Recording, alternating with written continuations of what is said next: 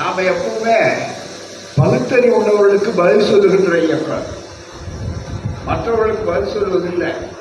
அது மட்டும் இல்லை, பைத்தியம் பிடிக்காதவர்களுக்காகத்தான் பேசணும். நம்ம பைத்தியம் பிடித்தவர்களுக்கெல்லாம் அதுக்கு பதில் அல்ல, பைத்தியம் பிடித்தவர்களுக்கெல்லாம் வேண்டியது சிகிச்சையை தவிர. நடராஜ் அவர்கள் சிறப்பாக வரவேற்பை சொல்வதை விட, நானும் கொள்கை உறவுக்காரர் என்ற முறையில் உங்கள் அனைவரையும் வருக வருக வருக என்று இந்த மனவிழாவிற்குரிய முறையிலே வரவேற்கிறேன். இந்த மண்ணுக்கும் உரியவன், கொள்கைக்கும் உரியவன். எல்லாவற்றை விட எங்களுடைய பகுத்தறிவு செல்வம் நம்முடைய புனிதர் அவர்கள் அவருடைய மனவிழாவிலே கலந்து கொள்ள வேண்டும் என்பதை அவர்கள் வழக்கறிஞராக இருந்த நிலையில மட்டுமல்ல, உச்ச நீதிமன்றத்தில் உச்சத்தை தொடரக்கூடிய அளவிற்கு இருக்கக்கூடிய பெருமை மிகுந்த எங்களுடைய தோழர்கள் நினைக்கிறோம். சரியானவரை தேர்ந்தெடுத்திருக்கிறார். அதுதான் ரொம்ப மிக முக்கியம். அதை விட நம்முடைய அழகா சொன்னார், மிக தெளிவாக நம்முடைய அமைச்சர் அவர்கள் சொன்னார். அமைச்சர் இதை இவ்வளவு தந்தை பெரியார் அவர்களை பற்றி யாரெவரோ சொல்வதை பற்றி எல்லாம் கூட அமைச்சர் ரொம்ப சோகத்தோடு கண்டனத்தோடு சொன்னார். நாம எப்பவுமே பகுத்தறிவு உள்ளவர்களுக்கு பதில் சொல்லுகின்ற இயக்கம், மற்றவர்களுக்கு பதில் சொல்வதில்லை. அது மட்டும் இல்லை, பைத்தியம் பிடிக்காதவர்களுக்காகத்தான் பேசணும். நம்ம பைத்தியம் பிடித்தவர்களுக்கெல்லாம் அதுக்கு பதில் அல்ல, பைத்தியம் பிடித்தவர்களுக்கெல்லாம் வேண்டியது சிகிச்சையை தவிர பதில் அல்ல. ஆகவேதான் சிகிச்சை கட்டணும். ஒருத்தர் என்ன கேட்டார், ஒருத்தர் குறிப்பிட்ட பேரை சொல்லி அவர் சொல்றாரு, அடுத்தது இன்னொருத்தர் பேரை சொல்லி அவரை ஆதரிக்கிறார் என்றார். ஏன் ஒரே ஒரு பைத்தியம் தான் இருக்கிற அவசியம்? பைத்தியக்கார படைக்கு போனா, மனநல மருத்துவக்கு போனா மிகப்பெரிய அளவு. ஆகவே நம்முடைய நாட்டில் பல கல்லூரிகளை விட்டு விட்டார்கள். அதுவும் இவருடைய காலத்திலே திராவிட மாடல் ஆட்சியில் அது பாட்டு பெருகிட்டே வருது. அதனாலதான் எல்லாம் இருக்கக்கூடாதுங்கிறதா புதுசா சட்ட திருத்தங்கள் வருது. நிதி கொடுக்கறதுக்காக வந்தவரெல்லாம் இப்ப முழுக்க முழுக்க நிதி கொடுக்கறதுக்கு வந்த எப்படி ஆட்சிக்கு வந்தார்களோ அது மாதிரி நிதி கொடுக்க வந்தவர்களெல்லாம் ஆட்சிக்கு வர வேண்டும் என்று சொல்லக்கூடிய அளவிற்கு வரக்கூடிய அந்த சூழ்நிலையெல்லாம் வந்திருக்கிறது.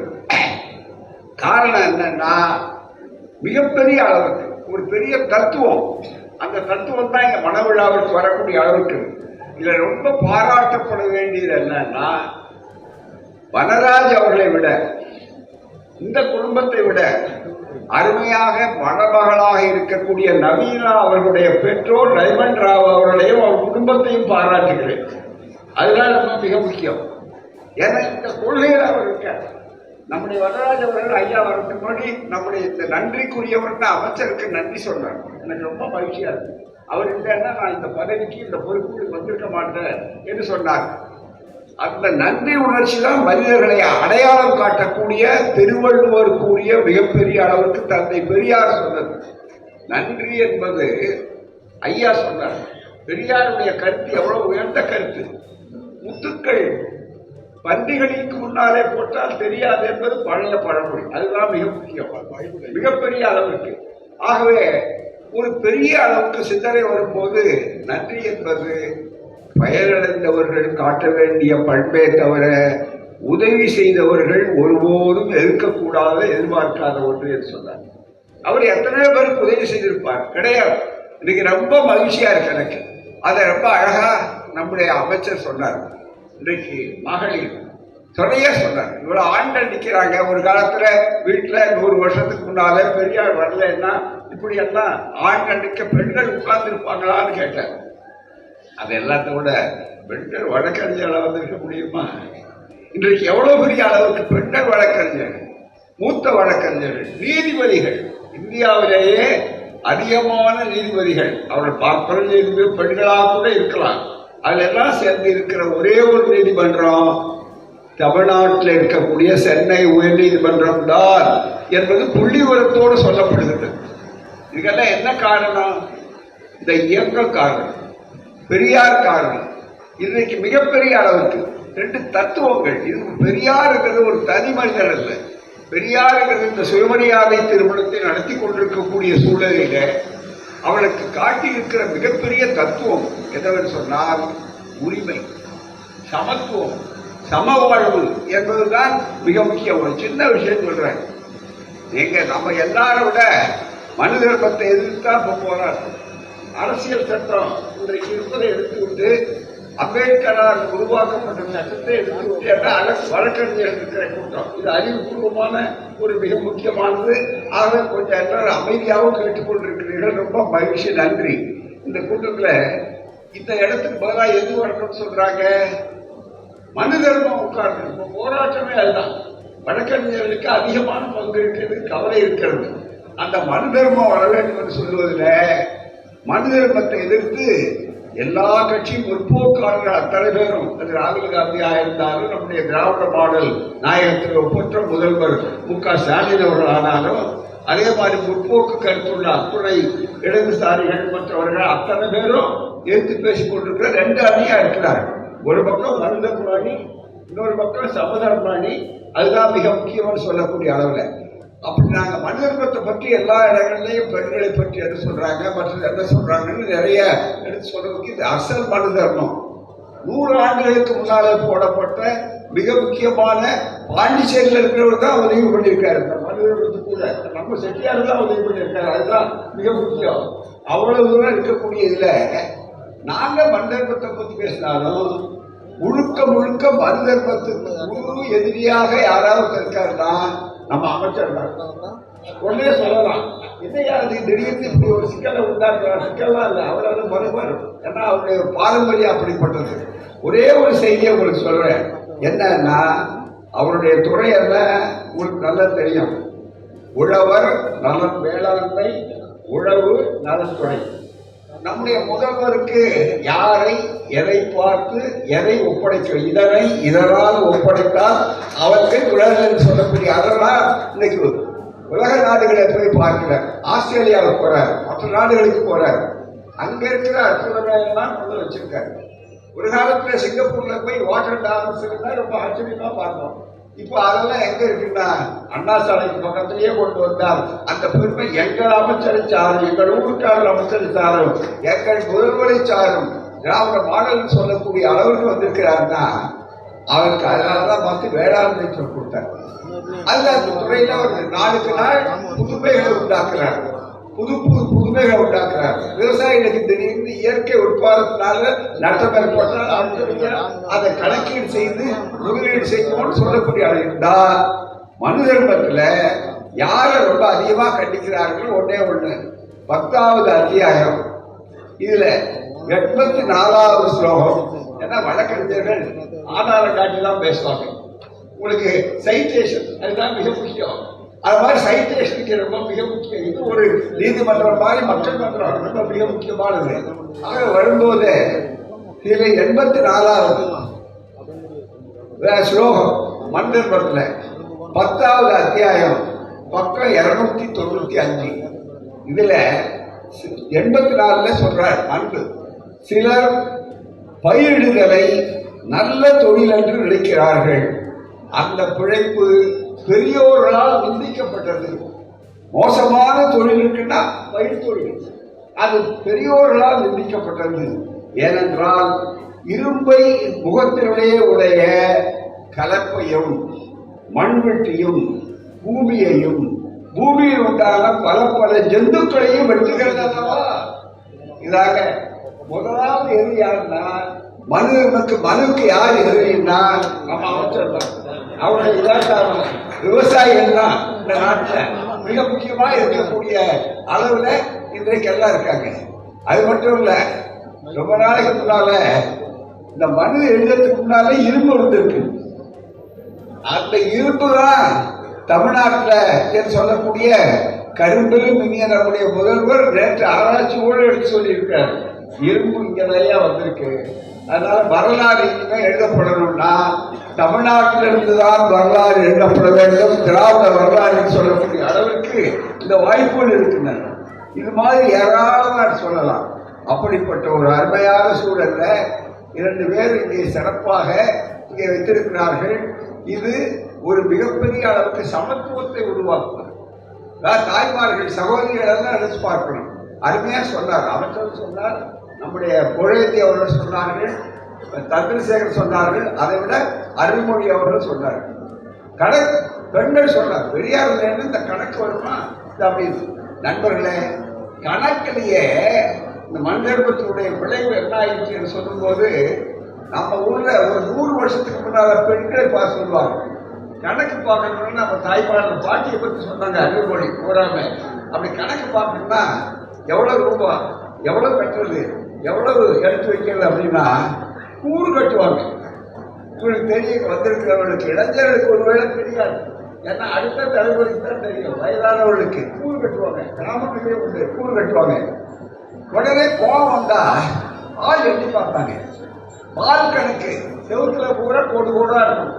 பால் கணக்கு எருவா விட்ட அது ஒண்ணு போட்டு தட்டி தட்டி வச்சிருப்பாங்க எத்தனை என்ன. உடனே கணவருக்கு கோபம் வரும். கோபத்தோட என்ன சொல்லுங்க, என்ன என்னடா பாக்குற சீக்கிர கணக்கு சொல்ல முடியலையா? பையனை கேட்பார், என்ன பொம்பளை கணக்கு போடுற? பொம்பளை கணக்குலயே பொம்பளை கணக்கை கண்டுபிடிச்சோம் நம்மால் தான் உலகத்துல. வேற என்ன மண் தரணும்? மிக முக்கியமா பெண்களை மிகப்பெரிய அளவுக்கு எதை கொடுத்தாலும் அறிவை கொடுக்கலாம். சூத்திரர்களுக்கு கீழே வந்தார். இன்றைக்கு இது பெருமை அடைகிறோம். உடனே நண்பர்களே, இந்த பெருமை இவ்வளவு வழக்கறிஞர்கள் சொன்னார்கள், அருள்மொழி சொன்னார்கள், நம்முடைய நண்பர்கள் சொன்னார்கள். உங்களுக்கு சொல்லுகிற வேற பழைய காலத்துக்கு போக வேண்டாம். இந்த அரங்கம் நிறைய பேர் இருக்கிறார்கள். இந்த ஊர்க்காரர் தான், இந்த மண்ணுக்குரியவன். இங்கே வழக்கறிஞராக தொழில் பண்ணணும்னு வந்தோம். படிச்சு முடிச்சிட்டோம். ஐயாட்ட போய் பணம் சொல்லிட்டோம், பெரியார்ட்ட சொல்லிட்டு நான் சென்னை அண்ணாமலை பல்கலைக்கழகத்திலேயே எனக்கு பொருளாதாரத்துல அந்த பொருளாதாரத்துறையில எனக்கு நல்ல பணி கொடுத்தாங்க. விரிவுரையாளர் பணியெல்லாம் இருந்து வந்து நான் முதல் ஆண்டு எனக்கு சொல்லிக் கொடுத்த ஆசிரியர்களோட நான் பக்கத்தில் உட்கார்ந்தேன். அடுத்த ஆண்டு நானே அந்த ஆசிரியர் குழுவோட உட்காரக்கூடிய அளவுக்கு வாய்ப்பு வந்து அன்றாடம் சட்டம் படிக்கணும்னு போனோம். சட்டத்தை படிச்சு முடிச்சோம். முடிச்ச உடனே இங்க வரணும். வந்தா பயிற்சிக்கு எங்க போறோம்? அப்பெல்லாம் அப்ரண்டிஸ் உண்டு, இப்போ இருக்காது தெரியல. அவன் அதாவது பயிற்சி ஒருவேளை பண்ணணும் கூறாம கடலூருக்கு வந்தோம். கடலூருக்கு வந்தா நண்பர்களே நிதானம். வேற வெளியூர் உதாரணம், பழைய உதாரணம், புத்தகங்கள் உதாரணம் எல்லாம் சொல்ல வேண்டிய அவசியம் இல்லை. எங்க பிள்ளைகள் எனக்கு பெருமையா இருக்கு. இன்னைக்கு அவர் வனராஜ் அவர்கள் அங்க சிறப்பு வழக்கறிஞர், அவருடைய பிள்ளை உச்ச நீதிமன்றத்திலே வழக்கறிஞர், அவருடைய மருமகன் உயர் நீதிமன்றத்திலே வழக்கறிஞர். இதெல்லாம் பெரியார் இல்லைன்னா, இந்த இயக்கம் இல்லைன்னா, திராவிடர் இயக்கம் இல்லைன்னா நினைச்சு பார்க்க முடியாது. மிக முக்கியமா நாங்க இங்க வந்தோம். எங்க போறது, யார்கிட்ட போறது? சுலபமா எங்க பார்த்தனுடைய அடையாளம் தெரியும். கூறாம நான் யார்கிட்ட போய் எந்த அலுவலகத்துக்கு எந்த யாரோட ஜூனியர் சொல்லக்கூடிய இளையர்கள் என்று பயிற்சி எடுக்கிறதுக்கு பார்க்கறதுக்கு இடம்ல. ஒரே ஒரு அலுவலகம் தான் அப்ப இருந்தது. எப்ப 50 ஆண்டுகளுக்கு முன்னால 60 ஆண்டுகளுக்கு ஒரே ஒரு அலுவலகம் தான் புதுப்பாளையம் இந்த தெருவில் இருந்தது. பார்த்த சாரதி நாயுடு. நாயுடுங்கிறத நான் உங்களுக்கு புரியறதுக்காக சொல்றேன். பார்த்த சாரதி நாயுடு அவர் தான் பப்ளிக் ப்ராசிக்யூட்டர் பின்னால வந்தார். நான் ஜாயின் பண்ணவே பப்ளிக் ப்ராசிக்யூட்டர் ஆஃபீஸ் தான். மிக முக்கியமா 1.5 வருஷம் 2 வருஷம் இங்க இருந்தான். அவர் வந்த உடனே அவருக்கு முதல் புதியது யாருன்னா அன்றைய ரே தண்டபாணி என்று அழைக்கப்பட்ட இரே இளமொழி, நம்ம இவங்க அப்பா. அதுதான் மிக முக்கியம். ஆகவே மிகப்பெரிய அளவுக்கு ஒரே ஒருவர் அதுதான் எங்க ஆபீஸ் கொடுறா. பார்த்தா சமூக நீதி. நான் வந்து சில நண்பர்கள் இங்க இருக்கலாம், அவருக்கு நிறைய நண்பர்கள் இருக்காங்க. இப்ப அவங்க பார்க்கிற நண்பர்கள் கூட இங்க வந்திருக்க அவங்க மேல எனக்கு ஒன்றும் தனியா வருத்தமோ கோபமோ கிடையாது. அவங்களை சுட்டி காட்டுறது பிரிவினைக்காக அல்ல, சமூக நீதி எப்படி இருந்ததுன்னு தெரியறதுக்காக சொல்றோம். அவ்வளவுதான். முன்னால எப்படி இருந்தது, பாலம் போடுறதுக்கு முன்னால எப்படி நடந்திருப்பாங்க. மிக முக்கியமா பழைய பாலம், இப்போ புதிய கடில பாலம், இந்த ரெண்டையும் நம்ம ஒப்பிட்டு பார்த்தாதான் பழைய பாலம் எவ்வளவு மோசம், புதிய பாலம் எவ்வளவு சிறப்பு என்று சொல்லக்கூடிய அளவுக்கு இருக்கும். ஆகவே அந்த வாய்ப்புகள் இருக்கிறது பாருங்க. அப்ப வந்தா ஒரே ஒரு அலுவலகத்துல தான் 12 பேர் 14 பேர் கடகட நாங்க எல்லாரும் வந்தோம். கூறாம எங்களை பிரிச்சு கொடுப்பார் மிகப்பெரிய அளவுக்கு. அந்த அளவுக்கு மீதி எல்லாம் யாரும் பார்க்க முடியாது. ஏனென்றால் நாங்க எல்லாருமே மிகப்பெரிய அளவுக்கு ஒடுக்கப்பட்ட சமுதாயத்தை சார்ந்தவர். உயர்ஜாதிக்காரர்கள் கிடையாது. ஒரு காலத்துல அந்த தெரு பூரா அப்படித்தான் இருந்தது. கூறாம இந்த ஒரே ஒரு போர்டு மட்டும்தான் பார்சாரதி. அவரோட நாயுடு போட மாட்டார், பார்சாரதின்னு போடுவார். அந்த அலுவலகத்தில் தான் இருக்கும் மிக முக்கியமா. அதனால எனக்கு வந்து வனராஜ் அவர்கள் திருமணத்துக்கு வரலன்னு அவர் வருத்தப்பட்டார். பரவாயில்ல, இன்னைக்கு அவர் மகன் திருமணத்தை நடத்தி வைக்கிறேன்னா எங்க பிள்ளைகள் திருமணத்தை நடத்தி வைக்கிறோங்கிற உரிமையோடு உணர்வோடு இங்க நடத்தி வைக்கக்கூடிய அளவிற்கு வந்திருக்கிறோம். மிகப்பெரிய அளவிற்கு அந்த வந்தா நான் வரும்போது ஜாயின் பண்ணது பப்ளிக் ப்ராசிக்யூட்டர் ஆஃபீஸ் தான் மிக முக்கியமாக. ஆக இப்படி எல்லாரும் நாங்க கலகலப்பா இருப்போம். மிக முக்கியமா இன்றைக்கு நினைச்சு பார்க்கக்கூடிய உச்ச நீதிமன்றம் அப்படின்னு சொன்னா நம்ம பிள்ளைகள் வந்தாங்க. எல்லாவற்றை விட பழம், அதாவது காய்த்தது கனிந்தது என்பதை விட அது பழத்திலிருந்து விழுந்து பழம் பால்ல விழுந்தது, பால் நழுவி வாயில விழுந்ததுன்னு சொல்லக்கூடிய அளவிற்கு எங்கள் புனிதன் அவர்கள் குற்றாலத்தில் பயிற்சி முகாமுக்கு வந்த ஒரு கொள்கையை தெரிந்து கொள்ளக்கூடிய சிறந்த பகுத்தறிவார். அதுக்கு என்ன அடையாளம்னா ஒரு பெரிய வாய்ப்பு. வழக்கறிஞர் நண்பர்கள்லாம் இங்க இருக்கீங்க, ரொம்ப நன்றி, வரவேற்பு. நான் சொல்றதுக்கு என்ன காரணம்னா, காலையில இந்த திருமணத்தை வச்சிருந்தா இவ்வளவு நேரம் உட்கார்ந்து இருக்க மாட்டீங்க. முதல்ல இதுவே பெரிய புரட்சி. மாலையில நடக்கிறோம். மாலை நடத்துறதுன்னா தமிழ்நாட்டில் மாலையில் காலையில் இருந்தோடனே கோர்ட்டுக்கு போகணும், காலேஜ் ஒர்க் வந்திருக்கு, எனக்கு முதல்ல வந்திருக்கு, ஆகவே அங்கே போகணும் அப்படின்னு சொல்லி கொண்டு இருப்பாங்க. இன்றைக்கு அப்படி அல்ல, ரொம்ப வசதியா உட்கார்ந்து ஒரு திட்டமிட்டு தான் செஞ்சிருக்காரு. உட்கார்ந்து பேசுறது கொஞ்ச நேரம் கேட்கட்டும், ஏன்னா இது கேட்க முடியாத ஒரு பெரிய வாய்ப்பு என்று சொல்லக்கூடிய அளவிலே வந்திருக்கிறார்கள். எல்லா துறையிலும் ஒரு புதுமையை உண்டாக்கி இருக்கிறார். இந்த திருமணம் மிகப்பெரிய அளவுக்கு, ஏன்னா பெரியாருடைய உழைப்பு மிக முக்கியமானது. பெரியார் ஒரு முறை சொன்னார், நான் எதிர் வழக்காடுறது இல்லைன்னு முதல்ல எப்படியா சிந்தனை சொன்னேன். கொள்கையில எதிரிகள் முடிவு தெரியாது. அதை விட இன்னொன்னு எங்களை வைத்துக் கொண்டு சொன்னார், ஏப்பா நம்ம சமூகத்தில இருந்து நம்ம மக்கள்ல இருந்து ஒருவர் கூட நம்ம ஆட்கள் வக்கீலே இல்லையே, வக்கீல் யார் இருக்காங்க பட்டியல் கொடுங்கன்னு கேட்டாங்க. நீதிபதியாகணும்னு கேட்குறீங்களா, உங்கள்கிட்ட யார் இருக்காங்க என்று என்னை கூப்பிட்டு கவர்னர் கேட்டார். நான் சட்டம் போட்டேன் என்று நீதி கட்சி காலத்துல ஒரு வழக்கறிஞர் வரலன்னு சொன்னார். பிறகு அதே மாதிரிதான் தந்தை பெரியார் அவர்கள் ஐஏஎஸ் அதிகாரிகள்லாம் சென்னையில சேர்ந்து பெரியார் அவர்களுக்கு மிகப்பெரிய தாழ்த்தப்பட்ட சமுதாயத்தை சார்ந்த நண்பர்கள் நன்றி உணர்ச்சிக்காக ஒரு பெரிய விருது கொடுத்தாங்க. சத்தியவானமுத்து அம்மையார் அவர்களும் அந்த விருதில் இருந்தார்கள். எல்லா ஐஏஎஸ் ஐபிஎஸ் சார்ந்தவர்கள். ஐயா, உங்கள் உழைப்பினால்தான் நாங்கள் எல்லாம் இவ்வளவு பெரிய அளவுக்கு வந்திருக்கோம்னு அவங்க பேசுறாங்க. பெரியார் ஐயா சொன்னார் கடைசியில, ஏன் உழைப்பு இல்லை, உங்களுடைய திறமை, நான் என்னுடைய கொள்கைக்காக நான் பாடுபட்ட வந்திருக்கீங்க. ஆனா நீங்க சொல்லும் போது உயர்நீதிமன்றத்தில் நினைக்கிற யார் ஐஏஎஸ் ஐபிஎஸ் காரங்க, அப்ப உயர்நீதிமன்றத்தில் நினைக்கிற சென்னை உயர்நீதிமன்றத்தில் ஒரே ஒரு ஒடுக்கப்பட்ட சமுதாயத்தை சார்ந்த, தாழ்த்தப்பட்ட சமுதாயம் சொல்லக்கூடிய எஸ்சி சமுதாயத்தை சார்ந்த, எஸ்டி சமுதாயத்தை சார்ந்த ஒருவர் கூட இல்லையே. என்னையா 100 ஆண்டு கால வரலாற்றுல என்ன நியாயம்? சமூக நீதியா? அரசியல் சட்டம் சொல்லுகிற சமூக நீதியை நீங்கள் நடைமுறைப்படுத்தி இருக்கிறீர்களா அப்படின்னு கேட்டார். கேட்ட உடனே திருப்பி வர்றோம், எல்லாரும் அசத்து போயிட்டாங்க. நாம பெரியார் பாராட்டி சொல்றோம், பெரியார் அதை ஏற்றுக்கல.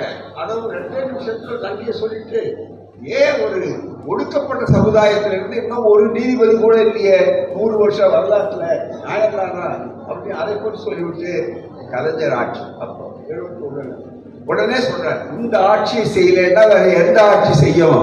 ஆகவேதான் இதை பற்றி இந்த ஆட்சி முதல்வர் கவனத்துக்கு கொண்டு போகணும் அப்படின்னு பேசுறார். பேசிட்டு வரும்போது எடுத்து சொன்னார், திரும்ப நடந்தது சொல்ற வழக்கறிஞர்கள் நண்பர் இந்த வரலாற்றை தெரிந்து கொள்ளணும். வரும்போது வேகமாக திரும்பி வர்றோம். வந்த உடனே அந்த ஐயாவுடைய வேகல மண்டபத்திலிருந்து திரும்பி வர்றோம்.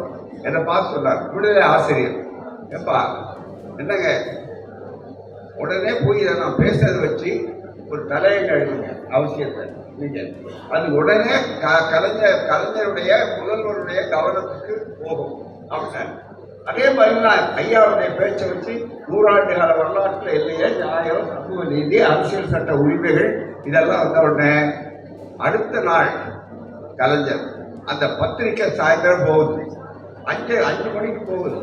உடனே 5:15 போன் பண்றாரு.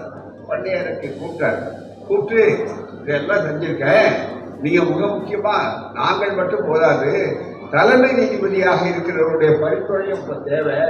ஆகவே முடிஞ்சா அவருடைய கவனத்துக்கு நீங்க கொண்டு போங்க. அப்போ வீராசாமி இருக்கிறார், டிஜேவா மிக முக்கியமா உடனே கொண்டு போக உடனே அந்த வாய்ப்பு அவருக்கு போனோம். உடனே அவர் பார்த்தார், இந்த பட்டியலை நான் வரவழைச்சு பார்த்தேன், யாரும் பக்கத்திலேயே இல்லையே. 8வதோ 12வது 2ல ஏதாவது வருஷம் படி பார்த்தா ஒரே ஒரு எஸ்சி ஜட்ஜி தான் இருக்காரு, டிஸ்ட்ரிக்ட் ஜட்ஜி. அதுவும் இருக்காரு. அவர் எங்க இருக்காருன்னா கடலூர்ல வேலை செய்யறாரு. நம்ம ஊருக்கு அதெல்லாம் பெரிய பெருமை. மிக முக்கியமா ஜஸ்டிஸ் வரதராஜன் மிகப்பெரிய அளவுக்கு வந்த போது கடலூர்ல டிஸ்ட்ரிக்ட் ஜட்ஜி அவருக்கு. உடனே கலைஞர் மாதவன் அவர்களை சட்ட அமைச்சர் அவர்களே அனுப்பி ஒய்பி சவான் அப்போது உள்துறை அமைச்சர், மிக முக்கிய சட்ட அமைச்சர், அங்கே போய் பார்த்து கையோடு வாங்கிக்குவாங்க. அவ்வளவு சீக்கிரம். கலைஞர்னா என்ன அர்த்தம்னா திராவிட மாடல் ஆட்சினா என்னன்னா வாயால பேசுறதில்லை, எதை சொல்லுகிறார்களோ அதை செய்வார்கள், எதை செய்கிறார்களோ அதை சொல்வார்கள், தாமதிக்க மாட்டார். உடனே போங்க, இது தபால் அனுப்பாதீங்க, நேராக போய் டெல்லிக்கு போய் கை வாங்கிட்டு வாங்கன்னு சொன்னார். அப்படி வந்த உடனே தான் அடுத்தபடியா இருக்கிறவருக்கு வரதராஜனுக்கு யாருக்கும் தெரியும், அவர் நடத்தார். நம்ம 8வது 10வதுல இருந்து ரிட்டையராக போறோம் டிஸ்ட்ரிக்ட் ஜட்ஜா என்று சொன்னார்கள். இதே டிஸ்ட்ரிக்ட் ஜட்ஜ் அரங்கத்திலிருந்து கடலூருக்கும் பெருமை உண்டு. இங்கிருந்து தான் அவசர அவசரமா போறார். போனவர் கூட அவர் ரொம்ப நேர்மையானவர், யாரும் தனிப்பட்ட முறையில் கால் இல்லாத ஒரு டிஸ்ட்ரிக்ட் ஜட்ஜி. அதனால வேற வண்டியை எடுத்து குதிரை வண்டியிலையோ மற்ற ரயிலுக்கு போய் அதுக்கப்புறம் போய் பதவி ஏற்க போனார். இந்த ஊர் கடலூருக்கு அந்த பெருமை உண்டு, மிக முக்கியமா. பிறகு அவர்தான் உயர் நீதிமன்றத்திலிருந்து உச்ச நீதிமன்றத்துக்கு போனார். முதல் நீதிபதி இந்தியாவிலேயே தாழ்த்தப்பட்டு ஒடுக்கப்பட்ட எஸ்சி நீதிபதி என்று சொன்னால் அது ஜஸ்டிஸ் வரதராஜன். அது திமுக ஆட்சியில், திராவிட மாடல் ஆட்சியில், அது பெரியாருடைய பரிந்துரையில கலைஞராலே செய்யப்பட்டது. இது ஒன்று போதும். என்ன செய்தார்கள்? எனக்கு அவருக்கு யாருன்னே தெரியாது. தன்னுடைய பேரை யார் சொன்னாங்க என்னன்னு தெரியாது. வரதராஜன் யாருக்கு இவருக்கு தெரியாது, யாருக்கும் தெரியாது, கலைஞருக்கு தெரியாது, யாரும் தனிப்பட்ட முறையில கிடையாது. சமூக நீதி வந்தது. பெரியார் என்ன செய்யறான்னு கேட்கிறவருக்கு இதை விட வேற என்ன செய்யும்? மிகப்பெரிய அளவுக்கு இப்படி எல்லா துறைகளிலும் உண்டு. இன்னைக்கு சொன்னார்களே நம்முடைய பேராயர் அவர்கள், நம்முடைய ஐயா மறைத்துறையில இருக்கக்கூடியவர்கள் அழகா சொன்னார். பெரியார் இல்லைன்னா நான் இந்த இடத்துக்கு வந்திருக்க முடியுமான்னு கேட்டார். ஒரு முக்கியமா எப்படிப்பட்ட மாற்றங்கள் தெரியணும்னா சமூக மாற்றம். அன்னை நாகம்மையார் இறந்துடுறாங்க. உங்களுக்கு வரலாற்றை பார்த்தா தெரியும். அடக்கம் பண்ணிட்டு அடுத்த நாளே தந்தை பெரியார் அவர்கள் ஓய்வெடுக்கல, துக்கப்படல. அடுத்த நாள் ஒரு திருமணத்தை நடத்துறதுக்காக திருச்சிக்கு வந்துடுறாரு. அந்த திருமணம் திருச்சி பாதக்கரை என்ற பகுதியில நடக்குது. உடனே அங்க என்ன நடக்குது தெரியுங்களா? திருமணத்தை சுயமரியாதை திருமணத்தை நடத்த பெரியார் போறாரு. அங்க போலீஸ் வர்றாங்க. போலீஸ் பெரியாருக்கு வாரண்ட் காட்டுறாங்க. என்னன்னா நீங்க அந்த பொண்ணு கிறிஸ்துவ பொண்ணு, ஆக இந்த பெண்ணை நீங்க உங்க தலைமையில திருமணம் நடத்துறாங்க, சுயமரியாதை திருமணம் என்று இருக்கிறதுனால அவர்கள் பிஷப் எதிர்ப்பு காட்டியிருக்காரு. அதனால இந்த திருமணம் நடத்த முடியாது என்று சொல்கிறார். பெரியார் நான் கைதானாலும் பரவாயில்ல, இந்த திருமணத்தை நடத்துவேன்னு சொல்லுவார். பிறகு அது சாதாரணமாக முடிந்து விட்டது, சமாதானமாக. இது 1933 மே 12ஆம் தேதி. மிக முக்கியமா தேதியோடு சொல்றேன். மிக முக்கியமா இன்னைக்கு பேராயரே இந்த மணமக்களை பார்த்து இங்கேயே பேசக்கூடிய அளவுக்கு அவையில நடந்து இருக்கக்கூடிய அளவு செய்திருக்கிறார்னா இதுதான் பெரியாருடைய வெற்றிகளுக்கு மிக முக்கியம். பல இடங்களுக்கு. ஆகவே இதுதான் அதிகாரபூர்வமான செய்திகள். ஒரு பக்கம் பெண்கள், இன்னொரு பக்கம் மகளிர், இது அத்தனையும் நடக்கக்கூடிய அளவிற்கு இந்த வாய்ப்புகள். எனவே நான் எல்லாவற்றிலும் புதுமை, நவீனா என்று சொன்னார்கள். புதுமை வேற ஒன்றும் இல்லை, புரட்சி. வெறும் புதுமைக்காக புதுமை அல்ல, புரட்சிக்காக புதுமை. அது முயற்சிக்காக அல்ல, மக்கள் சிந்திக்க வைக்க எழுப்ப. இங்க கூட பாருங்க, எல்லாருக்கும் தேங்காய் மணி கொடுப்பாங்க, எல்லாருக்கும் மொத்தம் கொடுப்பாங்க. வரலாறு அதே மாதிரி இந்த திருமணத்துல சுயமரியாதை திருமணங்கள் 2 பேரும் பார்த்தீங்கன்னா புத்தகத்தை எல்லாருக்கும் கொடுத்துருக்காங்க. இதுதான் மிக முக்கியம். இது எடுத்து சுயமரியாதை திருமணங்களை பற்றி பேசுறதை விட நீங்க வீட்டுக்கு எடுத்துட்டு போனீங்கன்னா ஒவ்வொருத்தரும் படிப்பாங்க. இதுதான் தாம்பூலம், இதுதான் மிக முக்கியமானது. அப்படி சொல்லும் போது ஒவ்வொன்றிலையும் புதுமையை பூர்த்தி இருக்கிறார்கள் என்பதற்கு அடையாளம் நான் பார்த்தேன். கொடுத்த உடனே அமைச்சர் வரதுக்கு முன்னாடி கொஞ்சம் தாமதப்படுத்துறோம். அப்ப எனக்கு முதல் புத்தகத்தை கொடுத்த உடனே நாங்க எல்லாரும் சின்ன புத்தகத்தை உடனே படிக்கணும். சின்ன குழந்தைகிட்ட பொம்மையை கொடுத்தீங்கன்னா அதை பிச்சு பார்த்து உடனே அது வரைக்கும் பொறுமை இருக்காது எங்களுக்கு. அது மாதிரி வந்த உடனே இதை பார்த்தோம். இதெல்லாம் வரராஜ், சித்ரா, வழக்கறிஞர், ஆசிரியர் எல்லாத்தையும் போட்டுட்டு இங்க சொல்றார். மிக முக்கியமா என்னன்னா சீர்திருத்தத்தினோட என்ன வேணும்னு சொல்லிவிட்டு இங்க நான் போட்டேன். இது என்ன போட்டிருக்காரு மேல நூல் சுயமரியாதை திருமணங்கள், ஆசிரியர் முத்தமிழறிஞர் கலைஞர் மு. கருணாநிதி, பதிப்பு 24/1 புனிதன் நவீனா, மணவிழா வெளியீடு, நூல் பதிப்பு வளராய், இது முகவரி கலைஞர் கருணாநிதி நகர், வண்ணாரப்பாளையம், கடலூர். இதெல்லாம் கொடுத்துட்டார். அடுத்த வரைக்கும் தான் நான் இவ்வளவு படித்தேன். வேற ஒன்றும் நல்ல கவனிங்க. விலை அப்படின்னா இதை விலைன்னு போட்டிருக்காரு. என்னன்னு பார்த்த உடனே மணமக்களுக்கு உங்கள் வாழ்த்து. விலை என்ன? விலை என்னன்னா மணமக்களுக்கு உங்கள் வாழ்த்து. ரொம்ப அழகான போட்டார். இப்போ நீங்க நாங்க கேலண்டர் போட்டுட்டோம், பெரியார் கேலண்டர், நாட்காட்சி, அதை பிரிக்கிறது. அதுல பாத்தீங்கன்னா நல்ல நேரம் போட்டுருக்கோம். ரொம்ப பேருக்கு ஆச்சரியம். எனக்கு ஒருத்தர் பார்த்தவர் கேட்டார், என்னங்க மற்றவங்க தான் கெட்டு போயிட்டாங்கன்னா நீங்க கூட பெரியார் நாட்காட்சி போட்டு நல்ல நேரம் போடலாமா அப்படின்னாரு. நல்ல படிங்க. நல்ல நேரம் 24 மணி நேரம். அதெல்லாம் மிக முக்கியம். 24 மணி எந்த நேரம்? தூங்குற நேரம் நல்ல நேரமா? நிச்சயம் தூங்கும். ஏன்னா 8 மணி நேரம் தூங்குறேன்டா உழவு நல்லா நல்லா இருக்கு. டாக்டர் சொல்றதே தூங்குற நேரமும் மிக முக்கியம். முதல்ல டாக்டர் நம்ம விசாரிக்கும் போது என்ன கேட்பாரு? தூக்கம் சரியா இருக்கா? முதல் கேள்வி என்னன்னா மருத்துவர் கேட்கிற கேள்வி அதுதான். ஆகவே நண்பர்களே, மிக முக்கியமாக ஒவ்வொரு துறையிலும் இது வந்திருக்கு. நல்ல அளவுக்கு கலைஞர் பேசுற பேச்சு, கலைஞருடைய அற்புதமான கருத்துக்கள், இதை எல்லாரும் நீங்க விட்டு கொண்டு போகணும். கலைஞர் இந்த சுயமரியாதை தீர்மானங்களை ஒப்புக்கொள்ளாத கூட எவ்வளவு அழகா எடுத்து பல தந்தை பெரியாருடைய கருத்து அது கொண்ட சொன்னார். கலைஞர் கடைசியா முடிக்கும் போது ஒரு கருத்தை சொல்றார். சுயமரியாதை இயக்கம் இது 100 ஆண்டு, இந்த ஆண்டு இந்த 100 ஆண்டு வெற்றி பெற்ற சுயமரியாதை இயக்க மருந்து கொஞ்சம் கசப்பான மருந்து.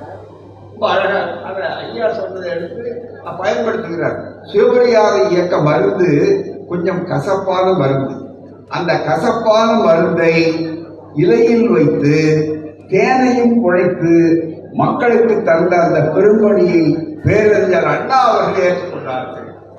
அதுதான் அதனுடைய விளைவு மட்டுமல்ல. சுயமரியாதை திருமணத்துக்கு பல ஆண்டுகள் ஆனது மட்டும் நிலையில கூட இன்னைக்கு இவ்வளவு நீதிபதிகள், இவ்வளவு மற்றவர்கள், வழக்கறிஞர்கள், பேராயர்கள், அமைச்சர்கள் அவ்வளவு பேர் இருந்தாலும் அறிஞர் அண்ணா தலைமையில திராவிட மாடல் ஆட்சி ஏற்படுவதற்கு அத்திவாரம் போட்ட, அடிக்கட்டுமானம் போட்ட அந்த ஆட்சியில சுயமரியாதை திருமணங்கள் சட்டப்படி செல்லும் என்று அவர்கள் கொண்டு வந்த அந்த சட்டம் நிறைவேறாமல் இருந்திருந்தால் எவ்வளவு உச்ச நீதிமன்றத்து நீதிபதியே தலையிட்டாலும், உச்ச நீதிமன்ற தலைமை நீதிபதியே தலைமையாகினா கூட செல்லாது என்றிருந்தது. எனவேதான் செல்லாது என்பதை செல்லும் என்று ஆக்கிய பெருமை காலங்காலமாக வரலாற்றில் திராவிட இயக்கத்துக்கும் அறிஞர் அண்ணாவுக்கு பேர். இந்த முறையை புகுத்தியவர் தந்தை பெரியார். இதற்கு சட்ட முத்திரை குத்தியவர் பேரறிஞர் அண்ணா. இதை அகில இந்திய அளவில் கொண்டு போக வேண்டும் என்று வலியுறுத்தியவர் கலைஞர். அன்றைக்கு நிதானமாக இருந்தாலும் வெற்றி பெறும்.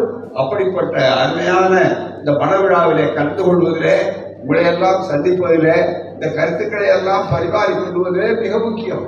இன்னும் கூட என்னன்னா, பெரியார் மாதிரி ஒரு சிந்திக்க சொன்னவர் கிடையாது. ரொம்ப பாடினார். அன்னைக்கு கூட டி.எம். கிருஷ்ணா சொன்னார், சிந்திக்க சொன்னார் பெரியார் தான். சிந்திக்கலாம் சொன்னார். அவர் ஏற்றுக்கொள்ளலன்னு சொல்லல, நீங்க சிந்திச்சு பாருங்க அப்படின்னார். சரின்னா எடுத்துக்கலாம் அப்படின்னு. இந்த உரிமை வேறு யாருக்கும் கிடையாது. இதுலதான் ஆகவேதான் நண்பர்களே, இந்த மணமுறையிலே செய்யக்கூடிய இந்த மணமக்கள் இதில காதல் வளர்ந்திருக்கிறது, கவனம் சிறந்திருக்கிறது, தொழில் வளர்ந்திருக்கிறது, எல்லா வகையிலும் எடுத்துக்காட்டாக இருக்கக்கூடிய மணமக்கள் சிறப்பாக இருக்கிறது. எவ்வளவு மகிழ்ச்சியா இருக்காங்க பாருங்க ரெண்டு பேரும், மிக முக்கியமா. அதனாலதான் கேட்டேன், முதல்ல புரிதல் பேசலாமா அப்படின்னு கேட்டேன். ஏன்னா அவங்க பேசிட்டு கூடாது, நான் பேசுறது கேட்கணும், நீங்களும் கேட்கணுங்கிறதுக்காக தான். காரணம் என்னன்னா, இங்க வந்து புகை போடல, புகை போட்டுருந்தா அவங்க கண்ணை கசக்கிட்டு இருப்பாங்க, அவரு கண்ணை கசக்கிட்டு இருப்பாரு. என்ன அழுதுகிட்டு இருக்காங்களே நாங்க ஒரு அம்மா கேட்டுக்கிட்டு இருக்கோம், ஏதோ இருக்கும் போது இருக்க அப்படின்னு இன்னொரு அம்மா சொல்லிக்கிட்டு இருக்கோம். இதுக்கெல்லாம் வாய்ப்பே இல்லாம மகிழ்ச்சிகரமாக இருக்கிறார்கள் என்றால், நீங்கள் எல்லாம் இவ்வளவு அமைதியா கருத்தை கழிக்கிறீர்கள் என்றால் கிடையாது. இதையோ பஞ்சநகர் மைதானம் நமக்கு எத்தனை ஏத்தாமல் இருக்கு. இந்த மைதானத்தில் பெரியார் பேசுகிறார். 1928 சுயமரியாதை திருமணம் கடலூர் போட்டியில் நடக்குது. அங்கே பெருமாள் நாயுடு அவர் சிங்கப்பூருக்காரர். அங்கிருந்து வந்து கடன் இருந்தார் பெருமாள் என்று அவர் பெருமாள் தான் வருவார். இங்க கூறி இருக்கிறவங்க எல்லாம் சிங்கப்பூர் நாயுடு சொல்லுவார்கள். அவரு திருமணம் நடந்தது. அதுக்கு வந்து மாலையில இங்க பேசுறாரு. ஐயா மீது என்ன விழுந்ததுன்னு சொன்னா மேல கொத்து கல்லு ஒரு பக்கத்துல விழுது. குடியரசுல அப்படியே எழுதியிருக்காங்க. பச்சை அட்டை குடியரசுல பதிவாயிருப்ப சொல்றேன். ஒரு முட்டையை மேல தூக்கி அடிக்கிறான். அந்த விழுது அதுல இருந்து அசிங்கம் மலம் அதை தூக்கி மேல எல்லாம் செதறுது. ஐயா அதை பத்தி கவலைப்படல. அதை பத்தி உடனே அவர் பேச நிறுத்தல. உடனே தூக்கி கால்வையை மேல போட்டுக்கிட்டு முழு சாமியை மறைச்சுக்கிட்டு அதுக்கப்புறம் 3 மணி நேரம் இந்த மஞ்சள் நகர் மைதானத்திலே பேசினார் என்பது குடியரசுல இருக்கக்கூடிய செய்தி. இன்றைக்கு அதே தத்துவங்கள் இன்றைக்கு வெளிநாட்டிலே இருந்து ஏற்பட்டது. பெரியார் உலகமேவாகிறார். ஆஸ்திரேலியாவிலே இப்போது தீர்மானம் ஆஸ்திரேலியாவில் நிறைவேற்றி இருக்கிறார்கள். என்ன தெரியுமா? தமிழ் மாதம் பொங்கல் விழா நடக்கிற மாதம் தமிழ் மாதம், அதை ஆஸ்திரேலிய அரசு கொண்டாடும் என்று போட்டிருக்கிறார் என்றால் பெரியார் என்றைக்கும் உலகமயமாகிறார் என்று அர்த்தம். யாரோ சிலர் அங்கே தட்டையை வச்சுட்டு நிற்கிறான்னா அவரை பற்றி கவலைப்பட வேண்டிய அவசியமே இல்லை. பெரியார் உலகமயமாகும். பெரியார் ஒருபோதும் தோற்க மாட்டார் என்பதற்கு அடையாளம் தான் இந்த மனவிழா. இவ்வளவு சிறப்பாக நடக்கக்கூடிய ஏற்பாடு. காரணம் என்னன்னு சொன்னால் விஞ்ஞானம் ஒருபோதும் தோற்க. மிக முக்கியமா இந்த பாருங்க, வீடியோ இவ்வளவு பேர் எடுக்கிறாங்க.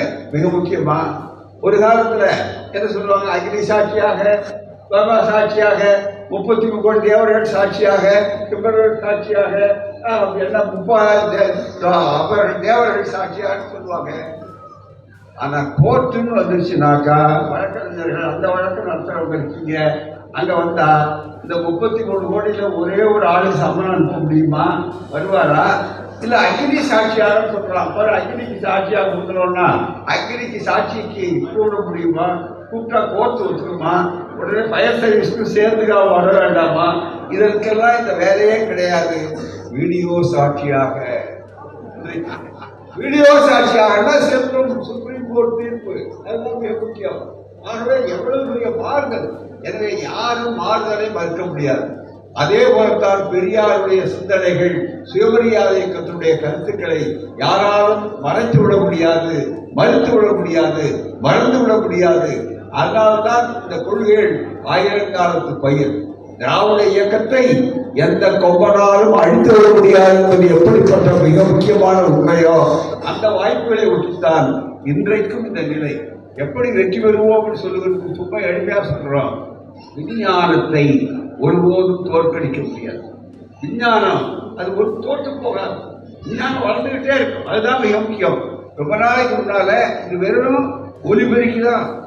நாங்கெல்லாம் போய் எங்களுக்கெல்லாம் 2வது 3வது இடத்தில் இருக்க பேச்சாளர்கள்.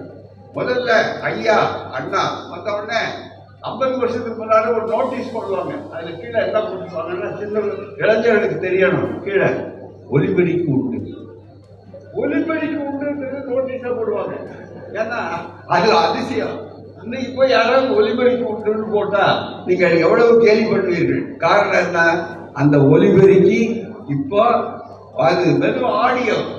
அதை அடுத்தது ஏன் பணமாவே இருந்தா நல்லா இருக்குன்னு அடுத்து சிந்திச்சா அந்த சிந்தனையுடைய விளைவு வீடியோ. இதுதான் மிக முக்கியம். இதை யார் கண்டுபிடிச்சது? என்ன சத்ய சாய் பாபா கையை தூக்கினோடனே புத்துன்னு கீழே விழுந்த விஷயமா? இல்ல வேற யாராவது முடிவுள்ளவர்கள் வந்தார்களா? இதுதான் சனாதனத்தினால உருவானதா? நல்லா நினைத்து பார்க்க வேண்டும். அறிவு அறிவு அறிவு அவ்வளவுதான். அறிவுக்கு எல்லை கிடையாது. எல்லை கோடு கட்டாதே பெரியார் சொன்னார். புரட்சி கவிஞர் சொன்னார். நம்முடைய புதுச்சேரியிலே புரட்சியை உருவாக்கிய அந்த புதுச்சேரி கவிஞர் சொன்னார், அறிவை விரிவு செய், அகண்டமாக்கு, விசால பார்வையால் விழுந்து உலகத்தை. இந்த விசால பார்வை உலகம் பார்வை, மனித பார்வை. எனவே ஜாதி இல்லை, மதம் இல்லை, எல்லாம் தாண்டி. ஆனால் அதே நேரத்தில் நாங்கள் அது இல்லைன்னு சொன்னாலும் மதவாதிகளை கண்டு நாங்கள் அவரை அச்சப்படுத்துவதில்லை. அவருடைய கருத்தை நாங்கள் மதிக்கிறார். அவருடைய கருத்து அவர் வாழ்த்துகிறார். அவர் எழுதுகிறது அவர் நம்புகிறார். ஆனால் எங்களை கடை பற்றி கவலை இல்லை. பெரியார் நீங்க நினைக்கிறார் என்ன சரிதாங்க, இந்த கடவுள் இல்லைன்னு சொல்றாரு பாருங்க, அது ஒண்ணுதாங்க அப்படின்னு பல பேர் சொல்லுவாங்க. ஐயாட்ட ஒரு கேள்வி கேட்டது உங்களுக்கு நினைவூட்டுறேன். ஒரு புதுசா இயக்கத்தை சேர்த்த ஒரு கேள்வி கேட்டார். போய் என்னங்க கடவுள் இல்லைன்னு சொல்றோம். ஆமாம் சொல்றோம். சரி வந்துட்டாருன்னா என்னங்க பண்றது? அவருக்கு சந்தேகம். புதுசா வந்து திடீர்னு வந்துட்டாருன்னா என்ன பண்றது? வந்துட்டாருன்னா என்ன செய்யுதுன்னு கேட்டா எங்களை மாதிரி இருக்கிற ஆளுங்க என்ன சொல்றோம், இல்லாத ஆள் எப்படி வருவார்? என்னையா கேள்வி கேட்குறீங்கன்னு கோவப்படும். பெரியார்கிட்ட போய் அதை சொல்லலை. பெரியார் ஒரே வார்த்தை சொன்னார், வந்துட்டாருன்னா இருக்குன்னு சொல்லிட்டு போவோம். நமக்கு வந்தாருன்னா இருக்குன்னு சொல்லுவோம், வரலையே இருந்தாலும் ரொம்ப கவலையா இருக்கு சொன்னார். ஆகவேதான் அறிவு, ஆற்றல், ஆளுமை, திறமை, பொதுமை, சமத்துவம் இந்த அத்தனை அடைந்ததுதான். ஆண் பெண் பேதமோ, உயர் ஜாதி கீழ் ஜாதி என்ற பேதமோ, வசதி படைத்தவன் வசதி குறைந்தவன் என்ற பேதமோ இல்லாமல் அனைவருக்கும் அனைத்தும் என்பதுதான் திராவிட மாடல். அனைவருக்கும் அனைத்தும், எல்லாருக்கும் எல்லாரும் இருப்பதால் இடம் நோக்கி நடக்கட்டும் என்பதுதான் இந்த தத்துவம். Lead with the best. Sri Lanka's #1 MBA from Buckinghamshire New University. Prestige meets affordability. Start your journey today.